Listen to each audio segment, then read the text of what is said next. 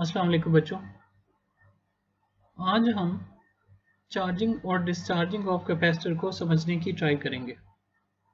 इसके लिए सबसे पहले बच्चों हम कैपेसिटर कंसीडर करते हैं। फर्ज करें कि हमारे पास एक कैपेसिटर है। अब इसके साथ हम उसे वायर्स के साथ मिला देते हैं एक वोल्टेज सोर्स, जैसे कि बैटरी के साथ।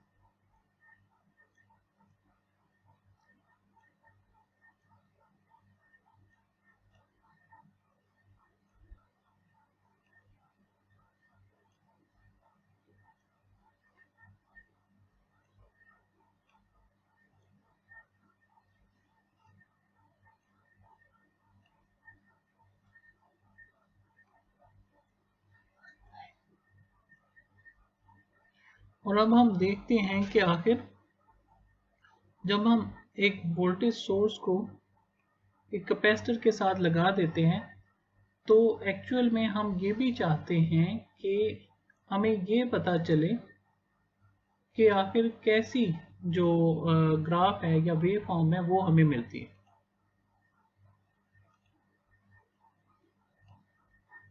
तो ये बच्चों हम वेव फॉर्म ऑब्टेन करेंगे यहाँ पे।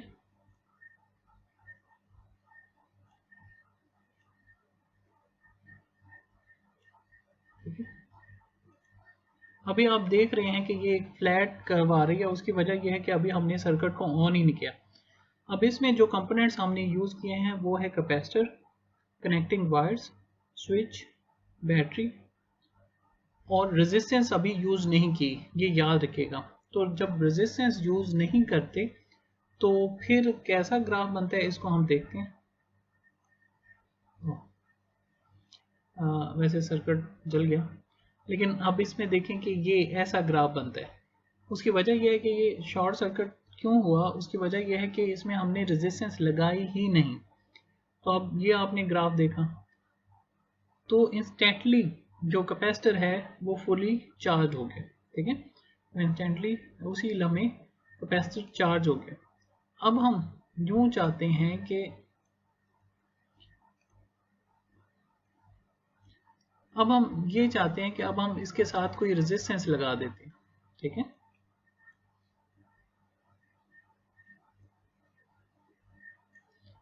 और फिर हम देखेंगे कि आखिर कैसा जो है वो ग्राफ बनेगा। अब हमने रेजिस्टेंस लगा दी।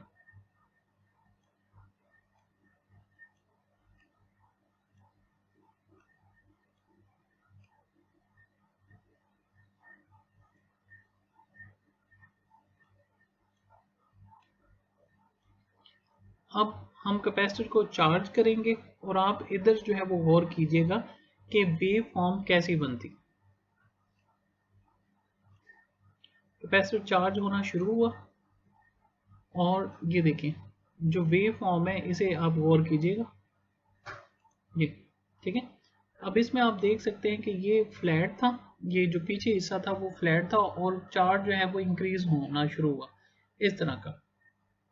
इस तरह के ग्राफ को एक्सपोनेंशियल ग्राफ कहते हैं। क्यों? क्योंकि इसमें एक फंक्शन आता होता है e। जब हम इसकी इक्वेशन सॉल्व करेंगे तो उसका सोल्यूशन क्या आएगा वो अभी हम डिस्कस करेंगे। ठीक है, तो अब आप ये याद रखिएगा कि अगर हम कैपेसिटर को चार्ज करते हैं तो उसकी वेव फॉर्म कैसी होती है। अब हम एक और काम करने लगे हैं, वो है कैपेसिटर को डिस्चार्ज करना। ठीक है,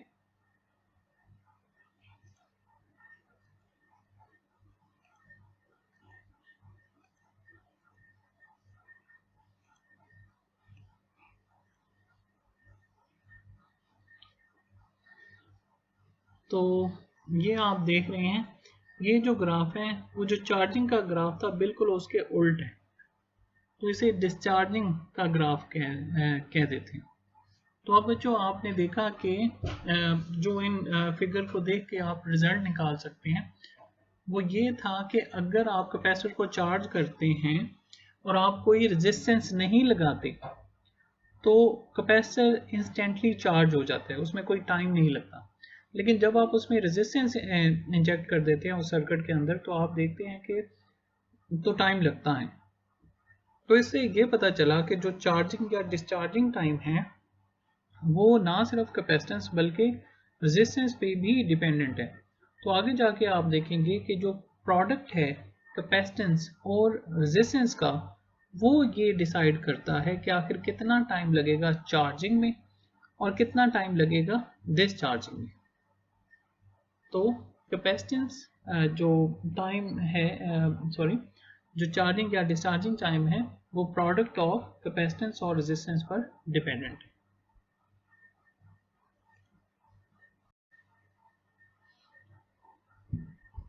तो जो टॉपिक करने से पहले, ये एक्चुअल में एग्जांपल है 12.6, लेकिन ये टॉपिक के एंड में है बुक में, लेकिन मैं इसे पहले करवा रहा हूँ ताकि आपको इस चीज़ का पता हो कि जो प्रोडक्ट है आर सी वो इज इक्वल टू टाइम है। ठीक है, तो ये हमने प्रूव करना है एक्चुअल में कि time is equal to are C, T is equal to are C, या जो डायमेंशन है आर सी की वो वही हैं जो टाइम की। तो इसमें बच्चों करते कैसे हैं कि ओह्म्स लॉ के मुताबिक v is equal to I R है, I is equal to Q by T. तो v की जगह क्या लिखा, v ही लिखा, ठीक है, और I की जगह क्या लिख दिया, q बाई टी, ये लिख दिया, और r की जगह क्या लिख दिया, r। अब r की वैल्यू निकालें, t उधर मल्टीप्लाई होगा तो v cross t over q। तो अब इसमें देखें v ओवर q, ठीक है, ये वाली वैल्यू याद रखिएगा। अब आपको पता है q is equal to C V, c is equal to q over v, लेकिन ये जो चीज है, ठीक है, ये है v ओवर q। अगर v ओवर q दूसरी साइड पे जाए, ठीक है, अब क्या लिखा हुआ है, r इज इक्वल टू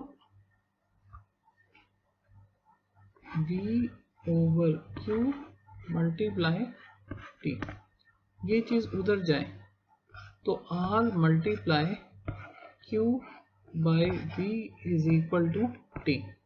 अब ये देखिए q बाई v ये किसके बराबर है, ये c के, तो इसे लिख सकते हैं ना R C is equal to T. ठीक है, तो ये जो प्रोडक्ट है आर सी का वो इज इक्वल टू टी है, चाहे इस तरीके से कर लें चाहे बुक में जैसा लिखा है वैसा कर लें। तो इसमें जाहिर है आपको पता है कि अगर आप प्रोसेस सही कर रहे हैं तो इससे कोई फर्क नहीं पड़ता कि आप कौन सा मेथड अडॉप्ट करते हैं, होने से ही स्टेप्स चाहिए। अच्छा, इससे ये पता चला कि ohm multiply farad is equal to second. अब चाहे तो मैं इसे मतलब मुख्तलिफ तरीक़ों से लिख सकता हूँ, जैसा कि मैं लिखूँ क्या कि आर सी की जो डायमेंशन है वो टी की जगह मैं लिख दूं कि जी 1 ओवर हर्ट्स के क्या बराबर है या नहीं है, सही। तो वही चेंज करने की खातिर या कंफ्यूज करने की खातिर वो किसी तरह भी पूछा जा सकते हैं। तो 1 ओवर हर्ट्स भी आपको पता है सेकंड है, तो इस तरह ये जो डायमेंशंस हैं आर सी की वो टाइम की डायमेंशंस के या फिर जो है वो 1 ओवर हर्ट्स की डायमेंशंस के बराबर होगा, यानी कि 1 ओवर एफ की डायमेंशंस के बराबर होगा। तो अभी तक जो याद रखना है आर सी किसके बराबर है, टाइम टी के बराबर है। अगर ये बात याद रखें तो हम नेक्स्ट जो प्रोसेस है उसकी तरफ प्रोसीड करते हैं। पहला स्टेप करने के बाद आप ये सर्किट जोड़ेंगे। अब इसमें आप देख सकते हैं कि क्या क्या चीज़ें, बैटरी है बच्चों, ठीक है, ये आपको नज़र आ रही होगी बैटरी है, सही, ये स्विच है, कैपेसिटर है, ठीक है, ये हमने फिक्स कैपेसिटर लिया नीचे, और ये ऊपर जो है वो हमने वोल्ट मीटर लगाया है, ये जो ऊपर है ना ये है वोल्ट मीटर। ये जो रेड कलर की जितनी भी है ये वायरिंग है, ये हमारी रेजिस्टेंस है, ठीक है, ब्लू कलर की ये हमारी रेजिस्टेंस है, रेजिस्टेंस। तो इस तरह मतलब हमने ये पूरा सर्किट लगाया है। ये हमने बैटरी के साथ कनेक्ट किया है, ये सर्किट चार्जिंग के लिए। फिर हम स्विच को रोटेट करके दूसरी साइड पे लगा देंगे, ये फिर जाहिर है हम यूज़ करेंगे इसे डिस्चार्जिंग के लिए बाद में, ठीक है, हम इसे बाद में इस सर्किट के साथ कनेक्ट करके यूज़ करेंगे डिस्चार्जिंग के, लेकिन फिलहाल हम इसे यहीं कनेक्ट कर देते हैं और इसे यूज़ करते हैं चार्जिंग के लिए। अब जब हम ये एक्चुअल में एक प्रैक्टिकल भी है, तो जब हम चार्ज करना शुरू करते हैं तो आपको याद हो कि फ़र्ज़ करें जैसा कि अगर हम रेजिस्टेंस नहीं लगाते, ठीक है, और हम जो है वो क्या करें कि वायर को ऐसे ही मिला देते थे, तो जैसे ही आप कनेक्ट करेंगे स्विच को, ठीक है, जैसे ही आप कनेक्ट करेंगे तो क्या होता है, तो आपको याद हो कि क्या होगा, जो नीडल है, ठीक है, जो नीडल है वो फौरी मूव कर जाएगी फुल पोटेंशियल पे, ठीक है, वो जो है वो फुल पोटेंशियल पे मूव कर जाएगी। मतलब जैसे अगर वो 0 पर है तो वो बिल्कुल फुली, फर्ज करें अगर हमने 10 वोल्ट अप्लाई किया तो वो जो कैपेसिटर है वो 10 वोल्ट को उसी वक्त गेन कर लेगा, ठीक है। तो जो पोटेंशियल डिफरेंस है वो फौरी गेन हो जाएगा। और आपको पता है V प्रोपोर्शनल है Q के, तो अगर पोटेंशियल फौरी गेन कर लिया कैपेसिटर ने तो मीन के कैपेसिटर पे जितना चार्ज स्टोर होना था वो भी हो गया है। लेकिन फर्ज करें कि अगर हम उसके साथ रेजिस्टेंस लगा देते हैं,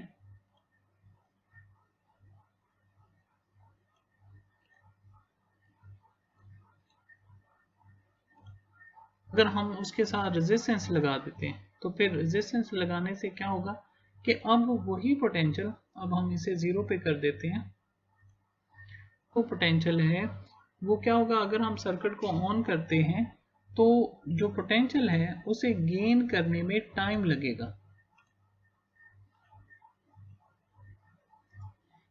अब नीडल मूव तो करेगी, यानी कि चली जाएगी 10 पे, लेकिन अब क्या होगा, अब कंपैरेटिवली ज़्यादा टाइम कंज्यूम होगा उसी चार्ज को स्टोर करने में।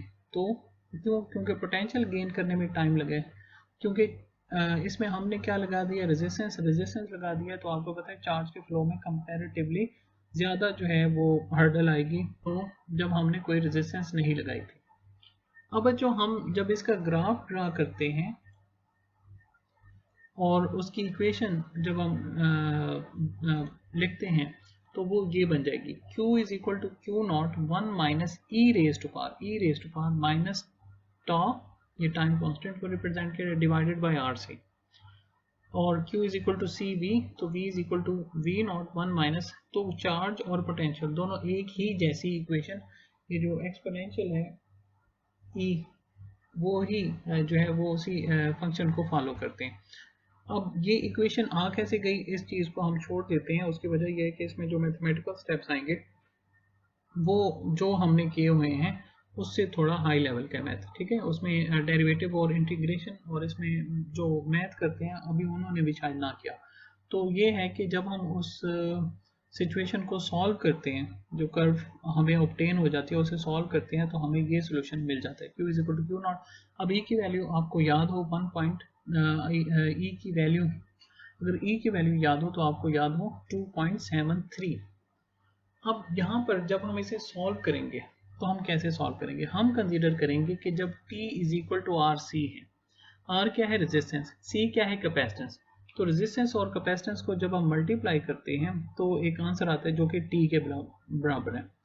तो हम जब कंसीडर करेंगे कि जब R C is equal to T है तो फिर Q की वैल्यू क्या आती है, इस चीज़ को हम निकालते हैं और -1, लेकिन कब, जब हमने T is equal to are C के पुट किया, हमने पुट किया T is equal to are C 1, फिर क्या गया Q is equal to Q naught 1 minus 1 over E, ठीक है, Q नॉट मैक्सिमम चार्ज को रिप्रेजेंट कर रहा है, 1 माइनस 1 ओवर 2.73। अब अगर आप इसे सॉल्व करेंगे तो जो आंसर आएगा वो आएगा 0.63।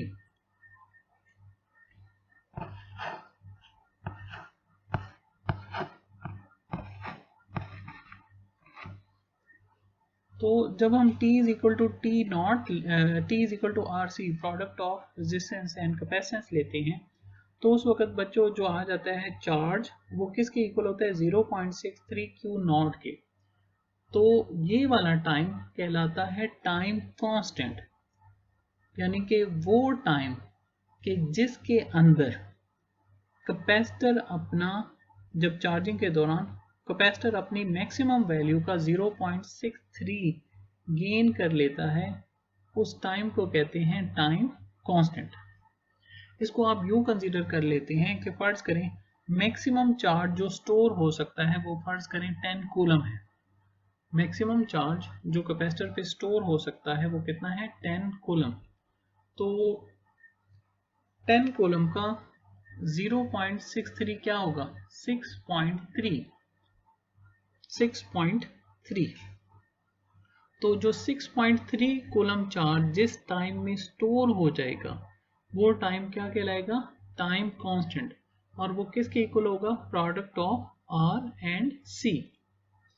इसी तरह वोल्टेज के लिए भी यही जो है वो रूल आएगा, ठीक है, कि वो टाइम के जिसमें वोल्टेज का 0.63 जो है वो स्टोर हो जाएगा, सॉरी पोटेंशियल जो है वो गेन हो जाएगा, वो टाइम जो है वो कहलाएगा टाइम कांस्टेंट। अब हमने चार्जिंग ग्राफ ड्रा किया बच्चों, ये अगर आप देखें तो वो वही ग्राफ है यानी कि जिसका हमने देखा था कि वोल्टेज और टाइम के दरमियान ग्राफ था। तो अब इसमें देखें 0.63 कहाँ होगा, तो ये यहाँ पर आपको नज़र आ रहा है 60 से थोड़ा सा ऊपर जो है वो 63 कहीं यहाँ पर होगा, ठीक है। तो वो टाइम के जिसमें वोल्टेज का या चार्ज का 0.6, ठीक है बच्चों, तो ये टाइम, ठीक है, ये हमने टाइम और जो वोल्टेज है वोल्टेज के दरमियान भी ड्रा कर सकते हैं और चार्ज के दरमियान भी। तो वो टाइम या वो वोल्टेज के जिसमें मैक्सिमम वोल्टेज, मिसाल के तौर पे वही कि अगर 10 वोल्ट मैक्सिमम वोल्टेज आती है तो 6.3 वोल्ट उस वोल्टेज का 0.63 टाइम्स है। तो वो टाइम जिसमें 6.3 वोल्ट आ जाएगा वो टाइम कहलाएगा टाइम कांस्टेंट। इसी तरह अगर फर्ज करें 100 वोल्ट हम प्रोवाइड करते हैं तो वो वोल्टेज जिसमें 63 वोल्ट आ जाएगा across the plates of capacitor, तो वो टाइम कांस्टेंट कहलाएगा। इसी तरह चार्ज के लिए, ठीक है। तो वैसे अनलिमिटेड टाइम चाहिए होता है फुली स्टोर होने के लिए, लेकिन प्रैक्टिकली जो वैल्यू लेते हैं हम वो होती है 5 RC, यानी कि ये रिप्रेजेंट कर रहा है 2 RC को, ये वाला, ठीक है, ये रिप्रेजेंट कर रहा है, अगर मैं बिल्कुल स्ट्रेट लगाऊं, ठीक है, इसी तरह ये रिप्रेजेंट कर रहा है 3 RC को। इसके सामने जो है कि इतनी वोल्टेज स्टोर हो जाती है। इसी तरह ये 4 को तकरीबन 98% और इसी तरह 5 पे तकरीबन 100% इस पे स्टोर हो जाती है। तो प्रैक्टिकल पर्पसेस के लिए ज़्यादातर हम 5 RC पे कंसीडर करते हैं कि कैपेसिटर अपना फुली जो है चार्ज स्टोर कर लेता है इस टाइम पे। अब आ जाते हैं डिस्चार्जिंग की तरफ।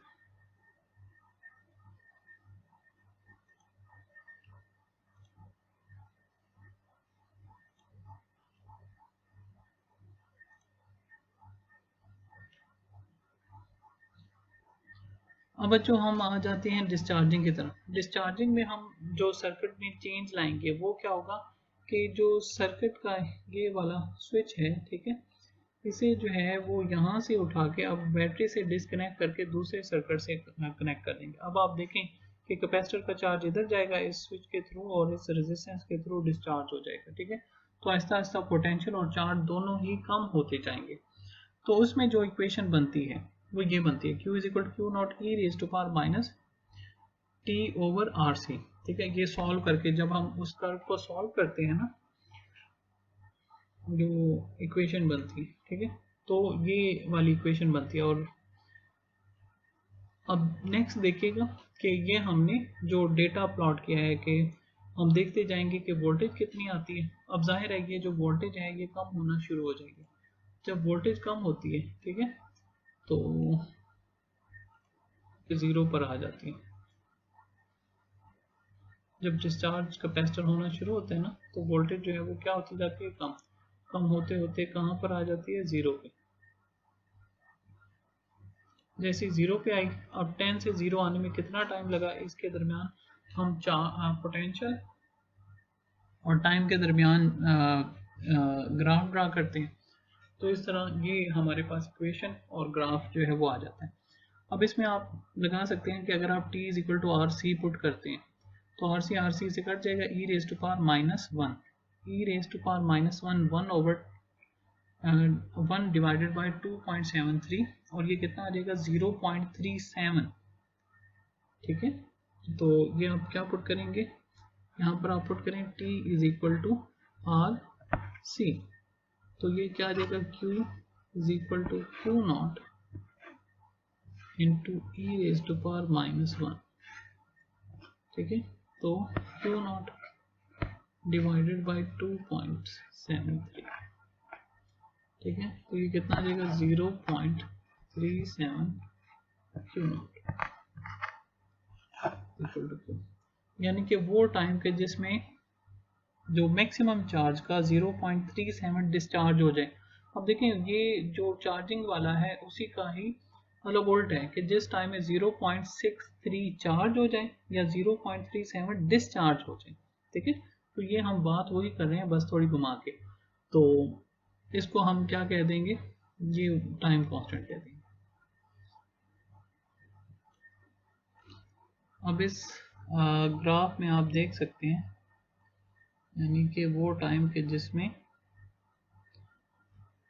0.37 टोटल वैल्यू का क्या हो जाएगा, डिस्चार्ज हो जाएगा, वो कहलाएगा।